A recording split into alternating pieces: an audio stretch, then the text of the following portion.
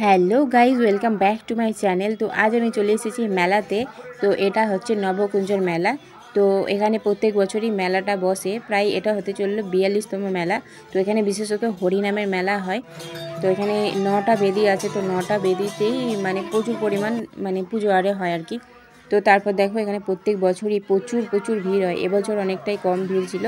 তো তারপর আমি এখানে মানে এখানে যারা মানে প্রত্যেকেই বাতাসা ছড়াই। তো আমরাও দেখছিলাম যে বাতাসা কোথায় পাওয়া যাচ্ছে। তো তারপর দেখলাম একটা জায়গায় বাতাসা বিক্রি হচ্ছে।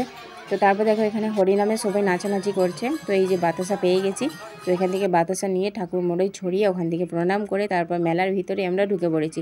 তো দেখছিলাম কি কি আছে মেলাতে, কি পছন্দ হচ্ছে না হচ্ছে। তারপর কিছুই পছন্দ হলো না। অ্যাকচুয়ালি পছন্দ হচ্ছে কিন্তু পয়সা নেই।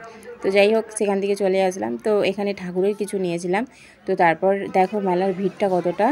তো দেখো ঘুরতে ঘুরতে ফুচকা মানে কি বলবো, ফুচকা তো দেখেছি, খেতে তো হবেই। তো যাই হোক খিদেও পেয়ে গেছিলো।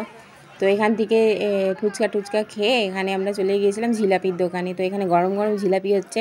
তো এখান থেকে গরম গরম জিলাপি নিয়ে নিলাম। তো তারপর আমরা চলে গেলাম বাইরের দিকে। তো বাইরে যে নাগরদোলাটা ছিল, তো এটাও দেখছিলাম কিন্তু চড়তে পারলাম না কারণ ঠান্ডা অনেক ছিল। তারপরে এখানে বাচ্চাদের যে খেলনা ছিল, বোন খেলছিল। তারপর আমি এখানে একটা রিলস বানাচ্ছিলাম, সবাই আমার পিনেই তাকাচ্ছিল। তো ভিডিওটা কেমন হয়েছে জানিও। দেখা হচ্ছে পরের ব্লগে।